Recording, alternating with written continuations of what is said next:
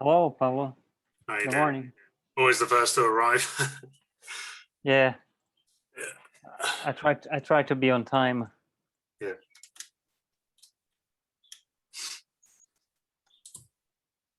How's everything going? Yeah, really good. Yeah. Getting a tan in the British weather. Don't know if you can tell, but like I'm browner than a lot of people right now, and I've only spent like an hour in the sun in the last week. Ooh. Yeah, I tan quite easily. It's my French Algerian heritage.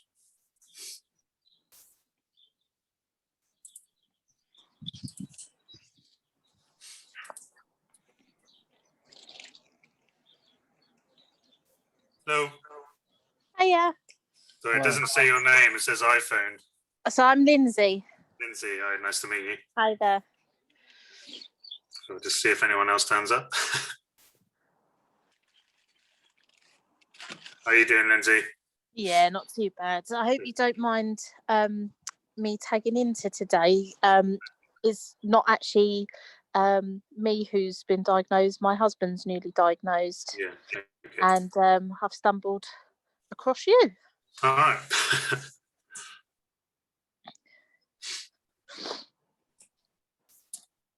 Hi.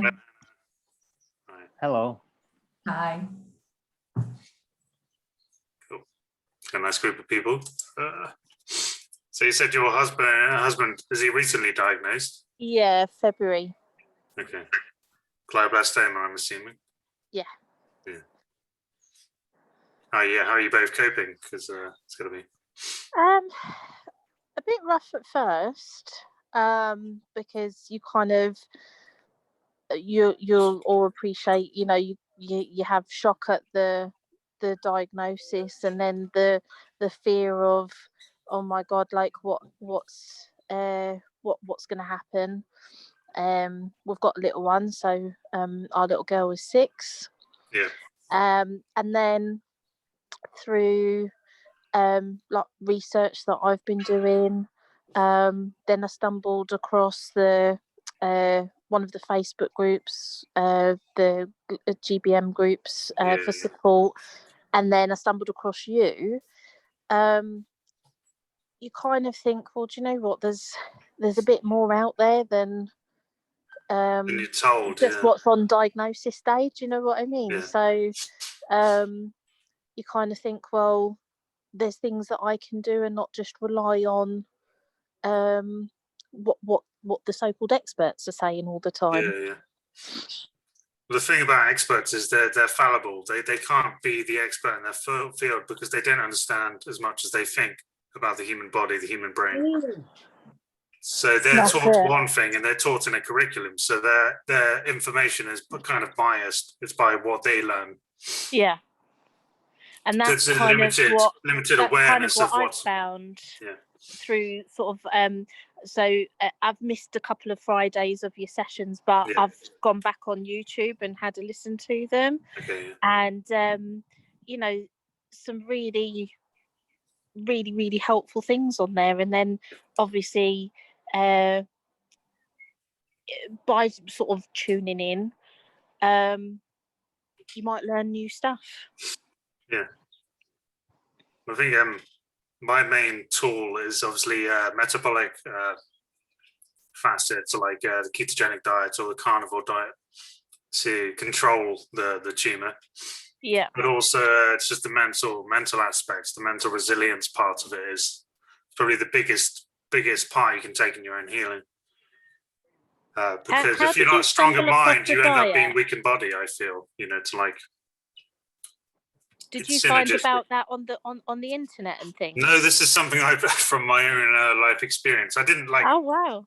I can't exactly say I've had the toughest life, but I've always been depressed. I was depressed up until I was about 21, 22. I was using cannabis as an escape from my reality. Mm-hmm. So I'd just go to parties and waste all my money on smoking and hanging out with my mates and being cool and living the life, living it large, as we call it. And then one day I just got to a point where like I basically got kicked out of my house my landlady said, "You're not paying your rent. I don't want you to live here anymore." She put up with it for quite a while. I was always late, always borrowing money off family. And then I just said, something's got to change. So I went to a extra drugs project to ask someone there what I could do to quit smoking cannabis. I asked the next heroin addict. He was an addict for 5 years.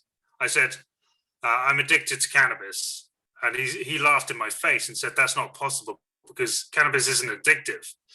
Heroin is addictive." And I said, "Okay, I've got to take a long, hard look at myself and understand that I'm not addicted to this. It's as simple as that. I'm not addicted to this drug."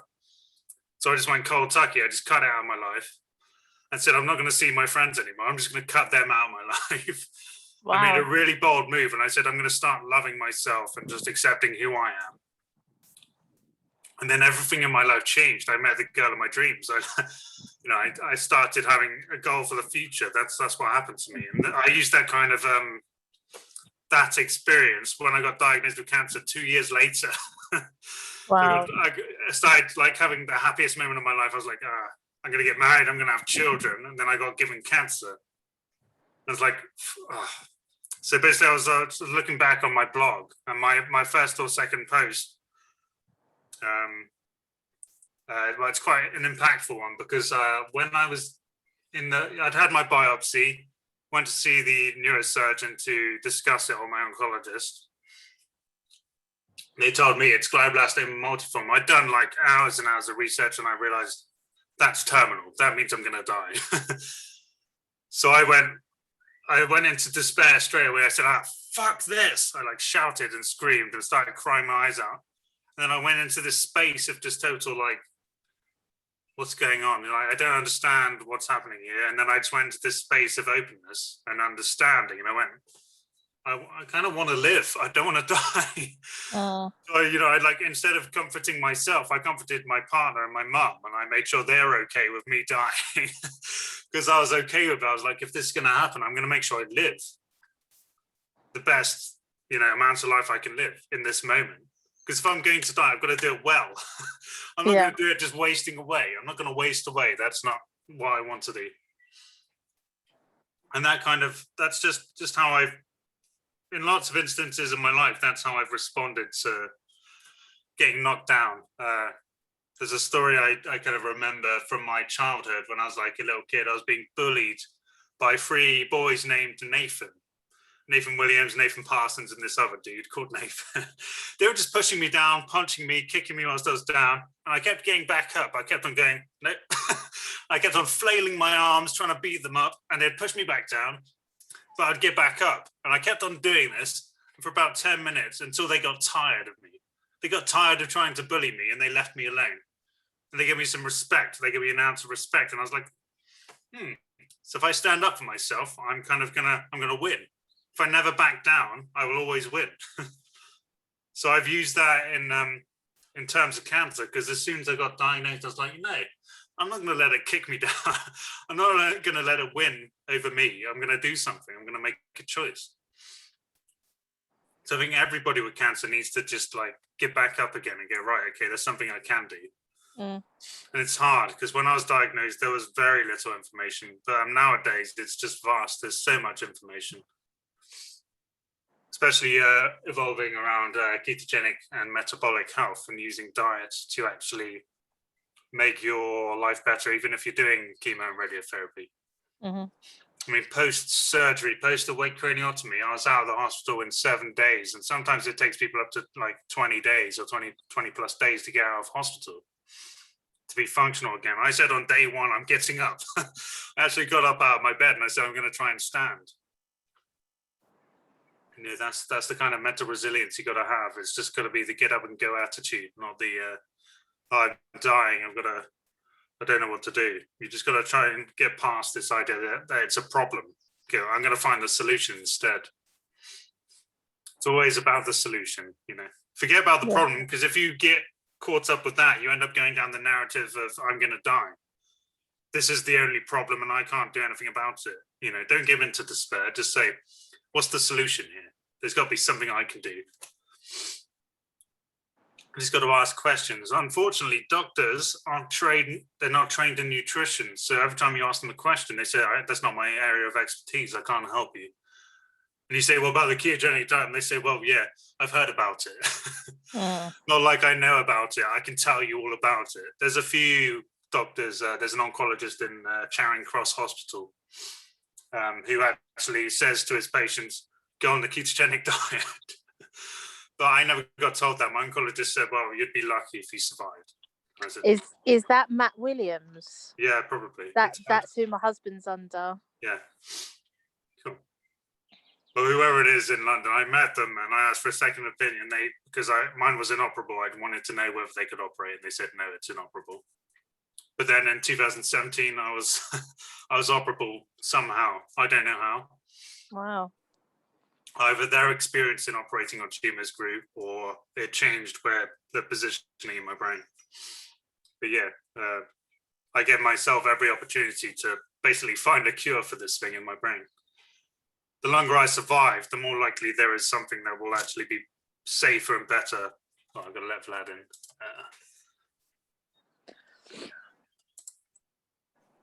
Okay. So yeah, that's just how I deal with it. That's my main goal, and being zero carb and just eating very simple yet very fatty foods.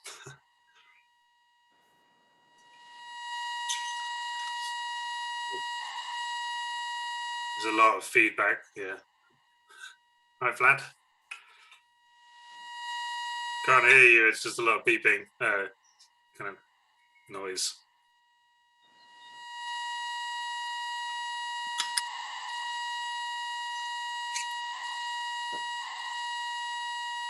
I'm just going to mute you.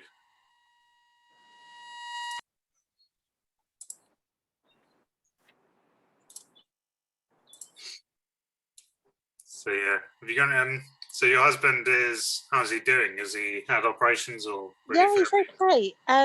So he collapsed at work on the 5th of February, and I got a phone call at work to say my husband's diabetic anyway. Yeah. He's having a hypo. I said no, he's not. I said look again. They said the ambulance crew's with him. It's okay. And I said, tell them to look again. I was really shouting at them. I said, he doesn't suffer like that. Yeah. And all right.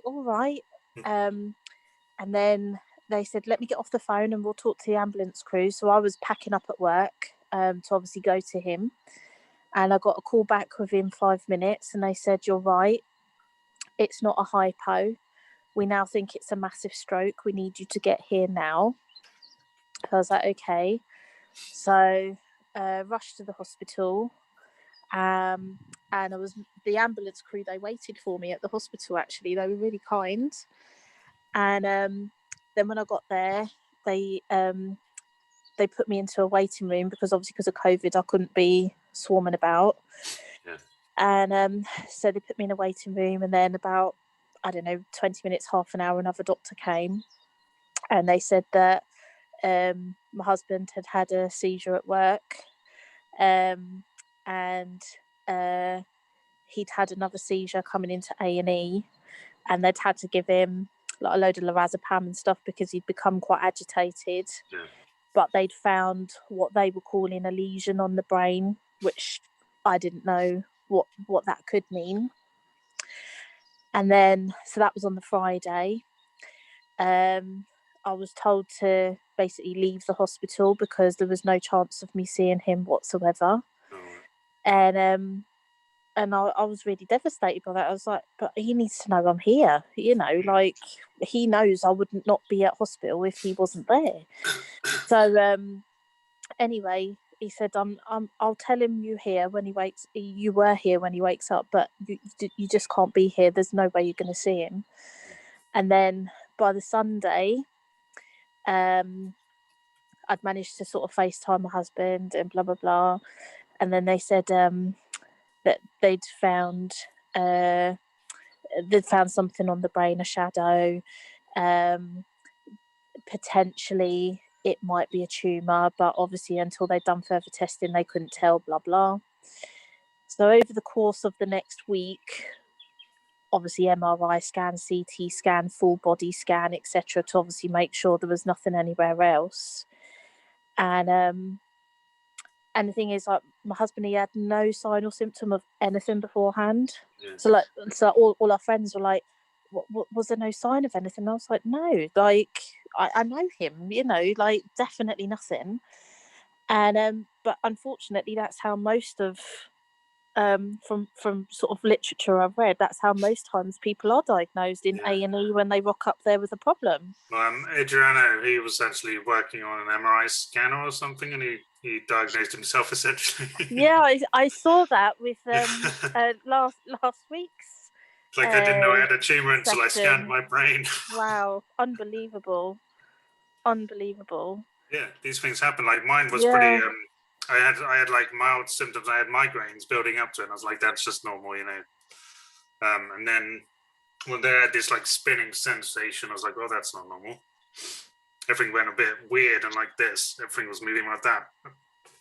And then one day I just had what I thought was a stroke. So it sounds very similar to what they thought your husband was having.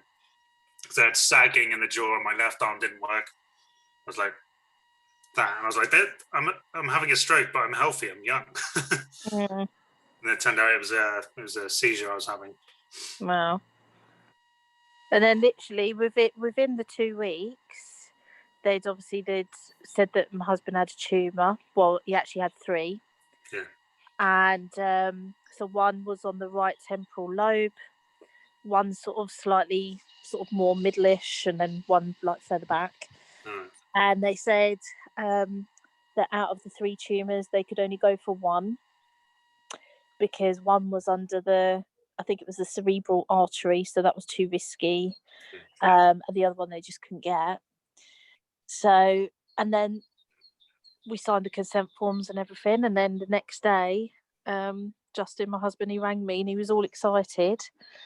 And he said, I've got some really good news. And I said, what's the good news then? And he said, they're going for all 3.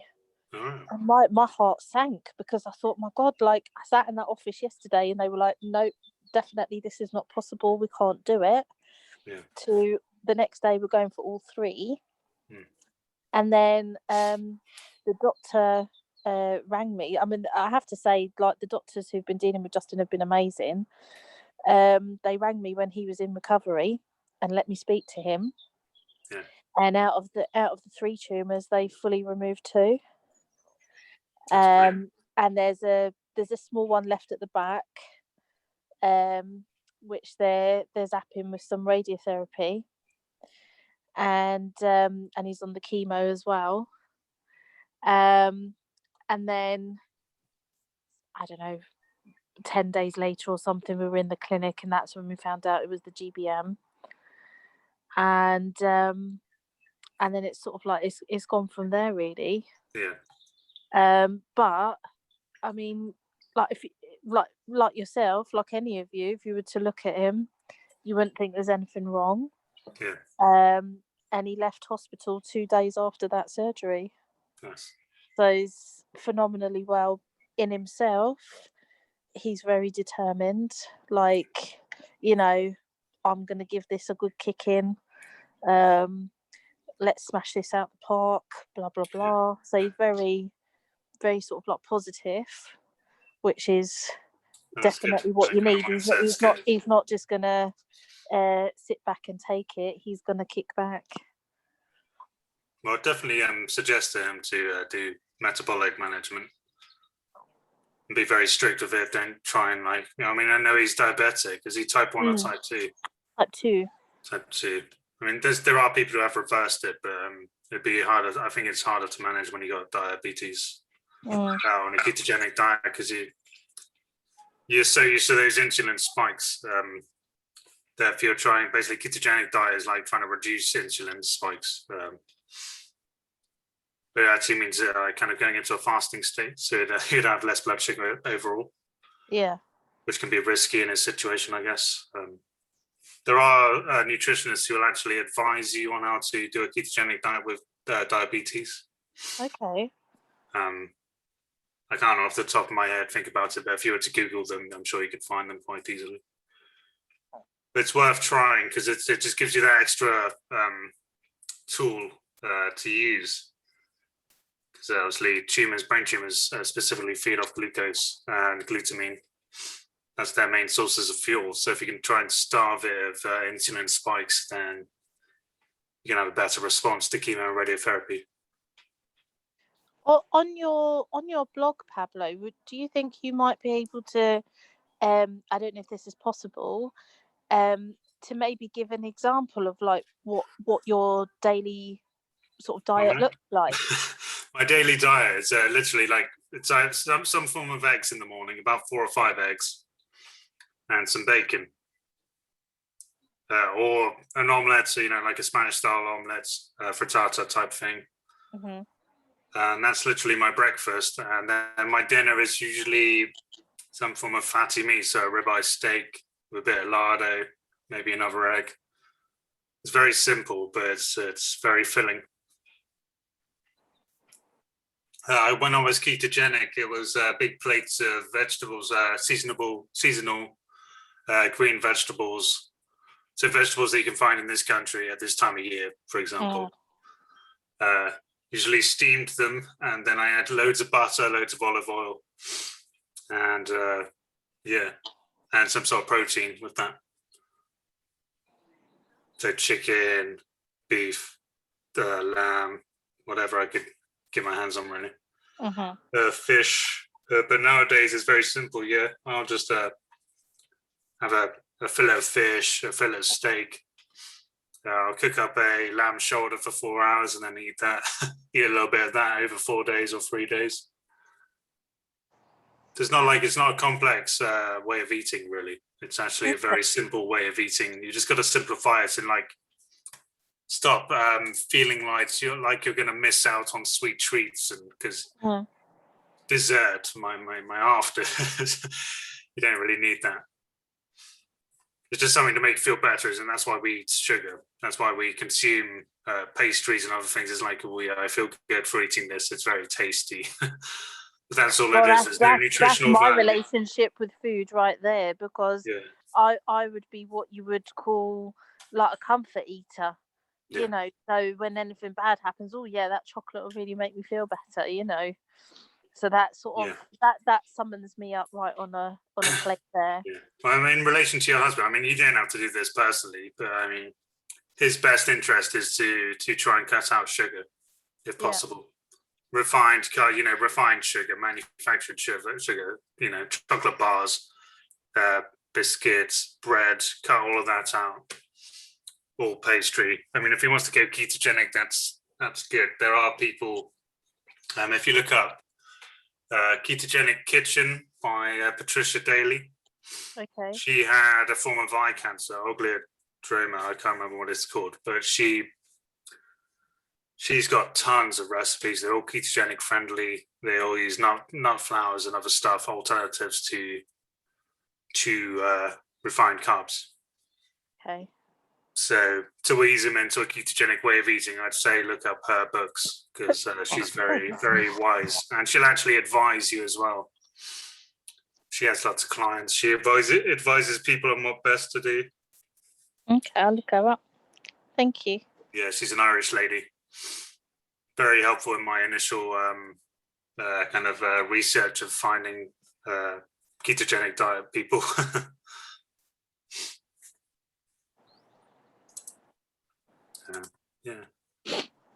But it's up to you how you manage this, because there's lots of people I see all the time, and I feel for them, but I kind of see where the problem lies. They go, I've got cancer, I'm being treated, I'm going to go and get pissed, I'm going to smoke my cigarettes, I'm going to do all these bad things still. I'm not even going to look at my metabolic health. I'm just going to keep doing what I'm doing. And then within 6 months, their partner posts on one of these groups, my husband gained his wings, or my fiance gained their wings today. It's like, there's more you could have done, but I feel for them, because I've got a GBM, and I'm like, I just wish people would listen more to sound Well, advice. Their own ability to heal. That's why I'm looking forward to the book, Pablo. Yeah. Well, I'm starting to write it. I'm just getting a bit muddled. It's hard to write because I've got to remember so much. It's like 7 years of information I've got to look back on and like try and interpret, and to write in a way that everyone can understand rather than just me being an emotional being. You know? Yeah. I'm not Deepak Chopra. I'm not Eckhart Tolle. I'm just a kid who's gained his own experience. Because I was 24 when I was diagnosed. You know, I was just a young man starting out in life, and here I am, 32, going, "What the hell's happened?" You know, only just had literally. I was diagnosed when I had my first job. I was working as a garden center assistant for 6 months, and then I got these symptoms. I was just about to be promoted, and I was like, I can't work anymore. Oh. Like there goes my ambitions down the drain. What am I supposed to do now? And I realized I've got time to myself now. I can actually come to terms with my fear of death, you know, because we got to. Mm. Dying is a natural part of life, but when you get a GBM, it's like, oh, it's an actual part of life. Now what do I do? You know, because I've talked about not being afraid of death. I'm not afraid of death. Kind of, you're all bravado, and then suddenly, oh, I'm dying. Now I'm afraid. Now I don't know what to do. So it just starts from your choice, and it sounds like your husband is very courageous. So that's a choice, isn't it? Being strong. He's the sort of person. I mean, everybody has like background stories, if you like, and Yeah. you know, everybody has good and bad things happen to them outside of this. And to be honest with you, with anything that's happened, like anything what we would regard as bad, he's always been that sort of person that, you know, he looks at what he has. Yeah. This is what I have. I'm still lucky to have that. I might not even have that. Yeah. And that's always kind of been his attitude. And then, as I say, I just think obviously I'm biased anyway, but I just think how he has tackled this has been amazing. Yeah. You know, his whole attitude towards it and everything else. He's not. Yeah, he's cried. I've cried. You know, it's no shameful thing. No. But he's not. Oh, look at me. Look at me. No I've got feeling cancer. sorry for This is what himself. I have. No, He's not the victim because, of it. as he says, I've got plenty to live for. Yeah. I'm not. I'm not there yet. Yeah. That's all he keeps saying. Oh, I'm not there yet. Yeah. And I think Impressive. that's kind of what you, as you say, you can either make two choices. You either sit back and you think, well, all right, come and get me now. Yeah. Or you think, well, do you know what? I'm going to go with a bang, and it'll be my way of banging, not its way of banging, and that's his way. Good man. That's I know. I keep, like, I've told my friends about you, like, I've found like, you know, somebody who's got a blog, you know. I said, no, I'm following. I said, I just hope, I hope I've got a Pablo. That's all I keep saying. I hope I've got a Pablo. See, that's the thing. Like, I think being this way is something you can manifest in yourself. It's not something, you know, you got to work on it yourself. So, I mean, if he's willing to look at that part of himself and go, no, I'm good with this. Yeah. If you can accept it as what it is, but still do something about it, that's the sign of a true warrior. It's like Vladimir. Everyone like Vladimir and Hannah, who just left, they're both in the Brain Shimmers group of Misha Sakharov. Mm-hmm. And they've all made choices to do this way of eating and these breathing methods and all these mental resilience trainings because they made that choice to. They didn't just go, oh, what can I do? Oh, there's nothing I can do. I'll have to do chemoradiotherapy. That's the only choice I've got. They went, no, this doesn't make sense. I've got to find my own answer here. I've got to take my own stance because there's a freedom in that you don't feel like you're not in control anymore. When you take control, it's everything. Mm. Then if you're going to die, you know that you did everything you wanted to do. mean, I did a Twitter post. I didn't expect to get traction, but lots of people were retweeting it because I just said 7 years. In my 7th year of a terminal diagnosis, if I was given chemotherapy, I would have lasted this long. And if I didn't, I had 6 to 9 months. And I was like really impressed. There's this one guy, he's like a scientist. He's a student scientist. The only things he had to say was like, they're all very well and good, but these advocates of a ketogenic diet are causing more problems because there's no real studies to suggest it works. So his only mindset is, this isn't helping anyone. I'm just trying to inspire hope. And he's going, but you know, the lab mice studies we've seen don't report the same findings, et cetera, et cetera. And it's like, that's a limited viewpoint. If you're that limited, how are you going to be a good scientist? How are you going to treat people with cancer if you can't see beyond your own logic? There's more to life than logic. I always think I don't want to look back on my life and think, what if I had have tried that? What if I had have done that? You're already at this point in your life. You've already done that part of your life. You can't do anything more with your past. Your past is gone. Yeah. So, yeah. Hi, Julia. Can't see you or hear you, but welcome to the Pablo sessions.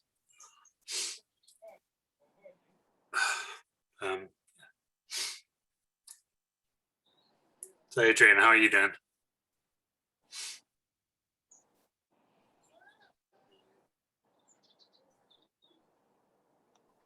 Sorry, talking to me? Yeah, Adrian. Yeah. Oh, I was paying attention carefully. It's very things that you were talking about, very important. Reminded me about the doctors, and we talked about that I guess 2 weeks ago. Yeah. But, these guys spend a big deal of their lives studying a lot of what medicine has already found out. But this multi-factor disease, just like Misha likes to refer to it, it's multifactor disease. It has to be fought by simultaneous and different angles, and something that you said, which resonates within me, which is like a mental resilience, physical exercise, nutrition. So you have to close all the doors. Yeah. Close everything. So don't leave any opportunity there. Because I take it actually a little bit further. I don't use any toxic sprays on myself. I only use natural oils. When I shower, I wash like once a week rather than every day, because you're just washing all those healthy oils off your body. I avoid radiation from my phone as much as possible. So every time I go to sleep, I turn off the Wi-Fi. I put my phone in airplane mode. I literally reduce all stresses that could cause any more inflammation. Yeah, I go for a walk every day now. That's important. If I don't go for a walk every day, I feel a bit less energetic the next day. It's like a cumulative effect, you know. Mm-hmm. I don't talk to toxic people anymore. Right? Toxic people can be a hindrance on your health. So everything, you know, it's from the moment you wake up until the moment you go to sleep. It's just like you said. It's from the phone, from people, from food, the soap you're using, the toothpaste you're using. Even the pillow you are using. I mean, you gotta double check everything. Don't leave any loose end. Right. Emotional, physical, environmental. Checks all the boxes, doesn't it? Makes sense. Totally. I'm totally there. 100% there. I would say the cortisol, the stress, is to me, this is the most difficult part to deal with. It is, because you don't have much control over an environment. So you are to an extent you are exposed. So when the aggression comes, sometimes you cannot get rid of the aggressor. So you have to have a strategy to deal with the aggression when it comes in. because you cannot stop it from coming. So Yeah. you cannot prevent it from coming. So, oh, I heard it. Oh, I felt it now. Yeah. So you have to deal with that, and it's already inside you. Yeah. So to me, this is very, very tricky. You gotta be very resilient to do that. I'm still learning how to deal with that, because I have always lived alone. Yeah. So my way of dealing with things is getting rid of things. Yeah. Like I leave the place. I leave the geography. I don't wanna cope with that. Yeah, I don't So want to deal with this right now. it's a method. Yeah, it's a method of dealing with the problems. Like replace it, change it, move it, get away. Now, when it's not possible, so you gotta It's a big lesson, isn't it? you gotta build up new strategies to deal with that here, not physically. You cannot move it away. No. So mentally, to me, it's been a challenge. It's been a challenge I find to learn. this is from my experience. When there's a situation, or like, if I'm stuck in a family situation with my partner's family, or I've got a disagreement with them, and they're talking like they're being, for example, Becky's brother, he came around, but he's afraid so much of this coronavirus. They wouldn't associate with my 3-year-old daughter. He wouldn't touch her hand. He wouldn't hug her. And I was just like, I'm going to remove myself from this situation. I was like, no, I'm going to be out there for Luna. And I smiled instead. I said, right, this isn't a fake smile. I'm just going to smile. This smile is for me and for Luna. So I just smiled, and I was like very friendly. And I just let go of all the fear, and they kind of let go. I saw them visibly loosen up a bit, just because I was being very open. Did you succeed? Did it help? No. He's still very much afraid. But I was able to smile about it and understand it and go, well, this is his karma to deal with. He's got an issue, clearly. He's someone who always sanitizes after every interaction. Oh. He's like full on afraid. This was before Corona. He would always highly wash his hands because he was afraid of bacteria. Oh, he's been told bacteria can cause disease. He was like, oh no, bacteria causes disease. I've got to wash it all off. I've got to be afraid of it. Before Corona, so now it's worse. It's worse now. Yeah, that's why he's afraid of a 3-year-old who only wants to love and have attention. That's the scary thing about this. Wow. But yeah, the interaction with people, especially in this day and age, the last 2 years, it's getting on to 2 years, is one of absolute madness. I'm at the point where I'm almost it's incomprehensible why this world is the way it is right now, and that people are believing that it has to be this way. The masking, the avoiding, keeping distance from each other, the lack of even like eye contact. There's less of that now because everyone's afraid that somehow that's too much. I find that in an impersonal world, it's like Lindsay's experience in the hospital with her husband, that, she couldn't see her husband because of the indoctrination of fear. Everybody's too afraid, and you're not allowed to see someone you love because they're afraid that something might happen to someone. It's your loved one. You should have the right to see them, but it's their hospital, so you don't have the right. You know what I'm saying? It cuts out this emotional connection to each other. And when you have cancer, indoctrination, yes, a good word. Yeah, when you have cancer, you want that connection to people because that makes you stronger. This is why webinars like this are a good thing for people, because it brings you that connection. It's like, oh, they've got a common issue, and they have different ways of dealing with it. Maybe I can implement that in my life. It's not just about you and your struggle anymore. It's we're in a unified struggle, and that makes us stronger because we're a part of this together. It's not just one of us fighting a battle. It's not like your husband is fighting the battle by himself. He's got us. There's information here. There's a universe of information available to all of us if we just connect to it. We talk about it. We express our emotions. I'm not infallible. I have stress every day, but I've got my own techniques with dealing with it. I allow it to pass. I go, I was angry, but I didn't mean it, and it's pointless to hang on to it. So goodbye, anger. See you later. You're not part of my life. I said something in anger yesterday to Becky, and I let it go within 10 minutes, and I was like, I'm sorry I said that. You know, it just came up. But that's it. It comes up, and then you let it go. If you hang on to the baggage, you'll be resenting someone for 20 years or more, and then what's the point in that? If it's someone you originally cared about, what's the point in resenting them?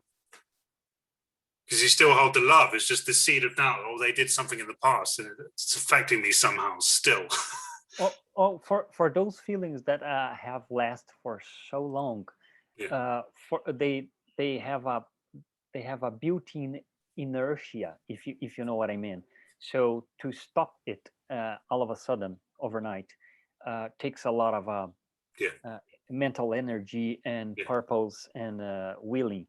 Because I think when you resent something for that long, it's because it has its own fuel. It's on inertia. It's very, very difficult to stop it. Yeah, And no, to it's something you have to it. work at. You have to keep on like making that little step forward. It's like it's an experience. My mother and my grandmother, they had there was a long-standing issue that going back like 25 years.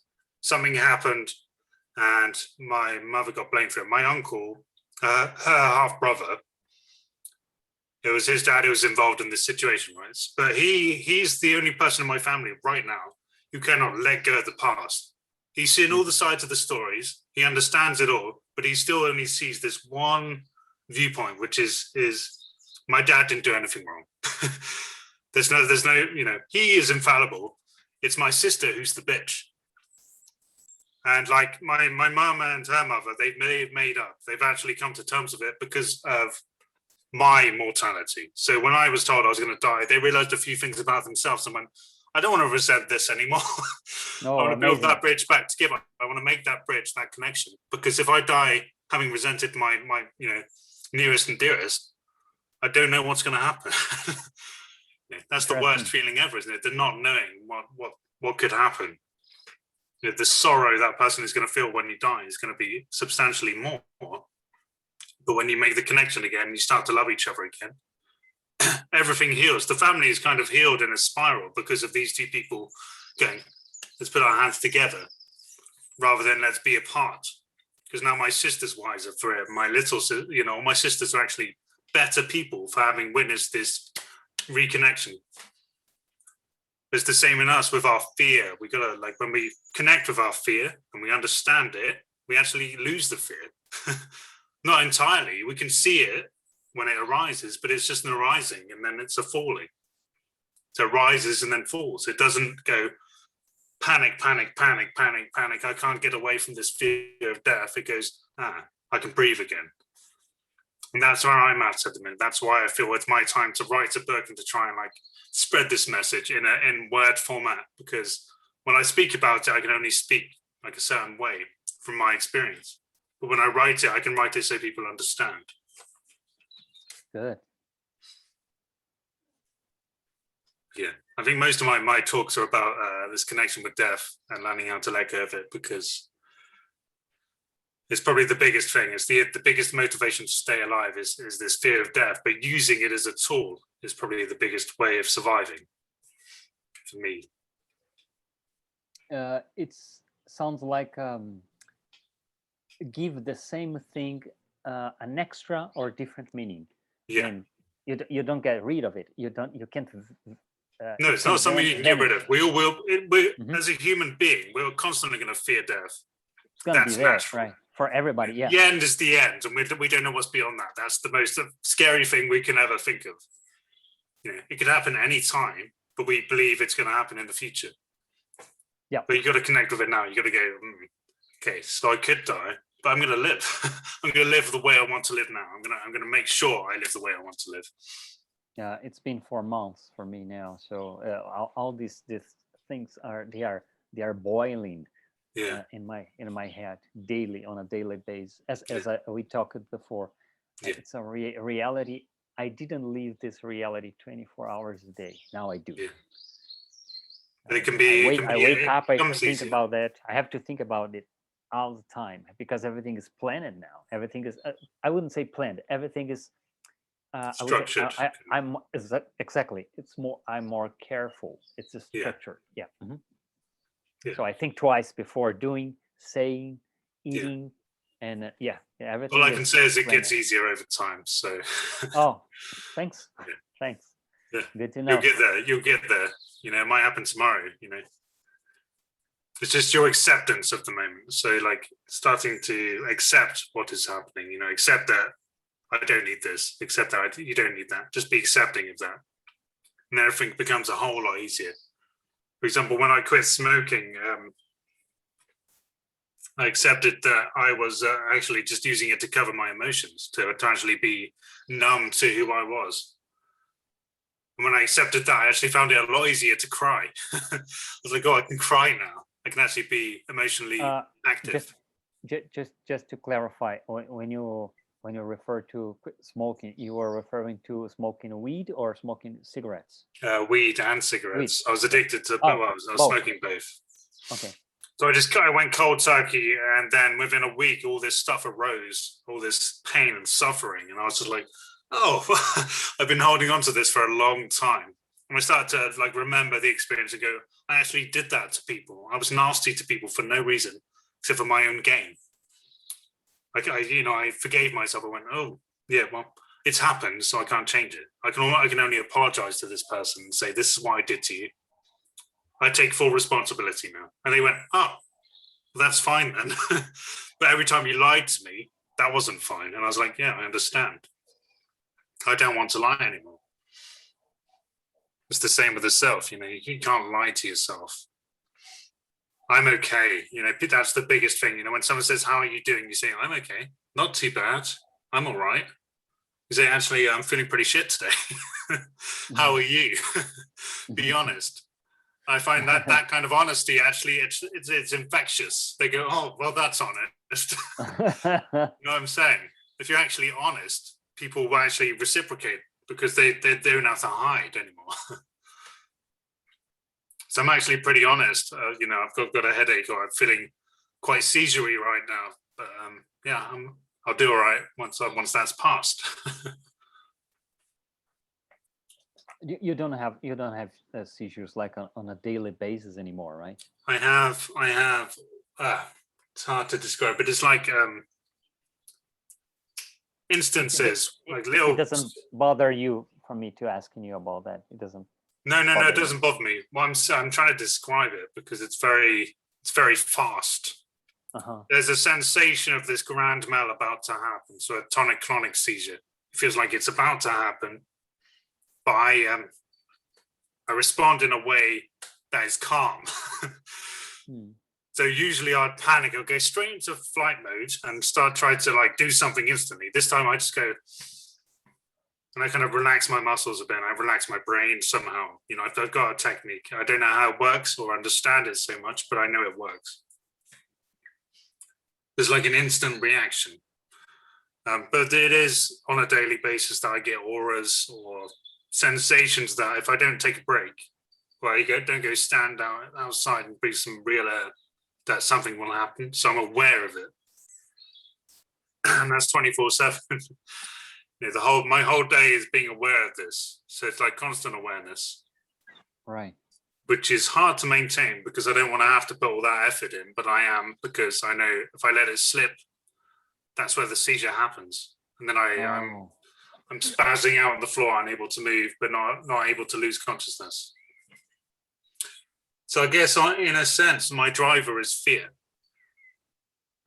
So the fear response is actually what's keeping me in this awareness mode where I'm not having the seizure, but I'm constantly aware of what's going on. Do you feel or do you think that this 24 hours awareness takes too much energy, like a mental? No, because I've still got lots of energy. That's the thing. Like I can talk. You know, I'm kind of on autopilot, if you will. This awareness is actually factoring into everything I do. So right now I'm talking, but I'm not sure I'm actually thinking. I'm just talking.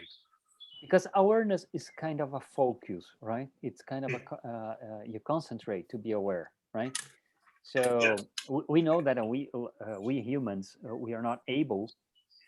We have a limit of concentration. We cannot stay focused for more than dozens of minutes on a single subject. So you have to give yourself little breaks.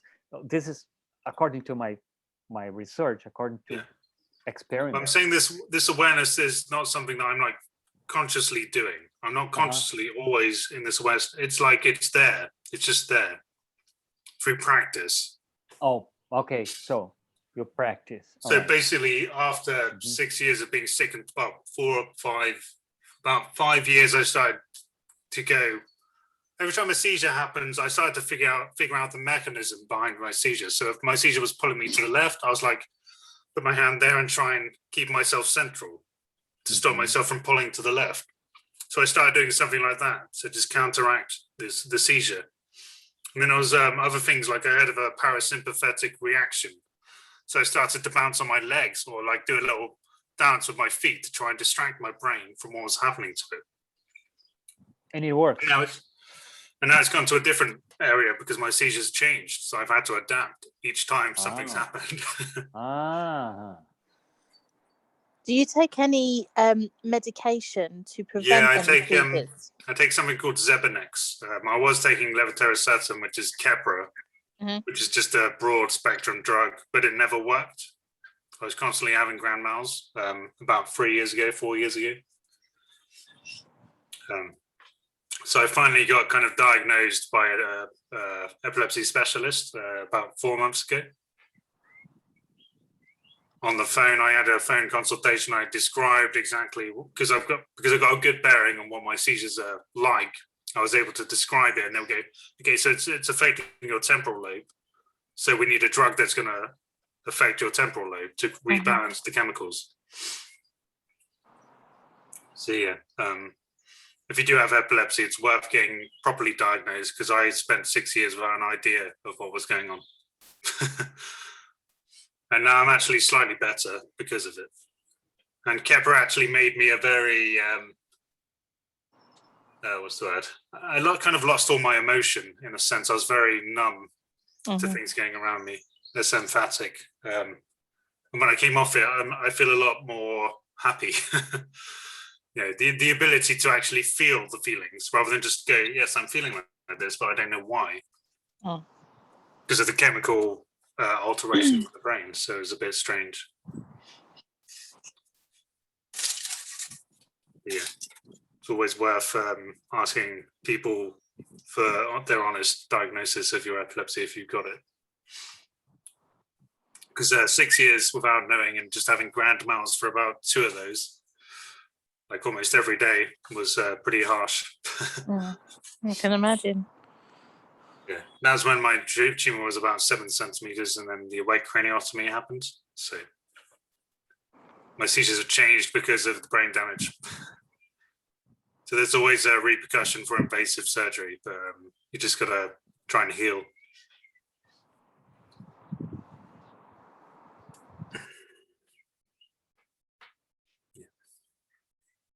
Okay, Vlad, do you got any questions?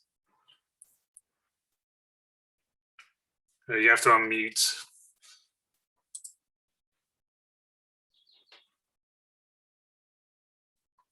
Oh.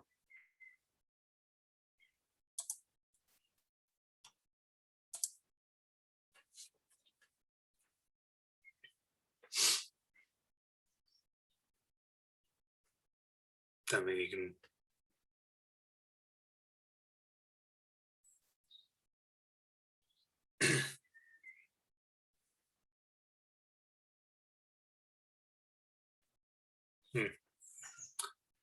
Well, if there's Julia, do you have anything you want to say?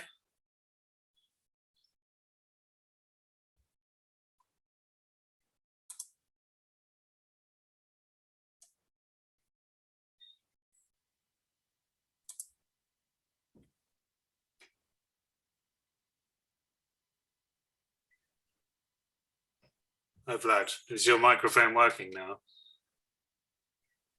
No.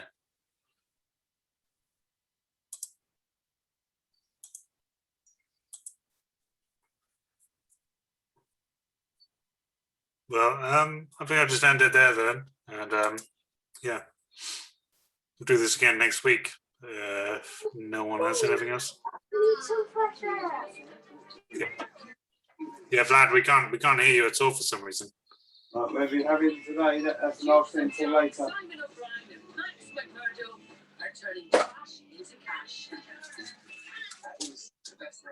wish I stopped at this more often in school, man. Because I used to love doing stuff like this when I was younger. Okey-dokey. All right. Okay, well, it's nice talking to you, Lindsay. And you. Nice to See you see you, next week, Vlad, even though I everyone. couldn't hear you. And thanks for coming, Julia. Thank you. Right. Lots of love, everybody. Take care of yourselves. Bye. Thanks, Bye. Pablo.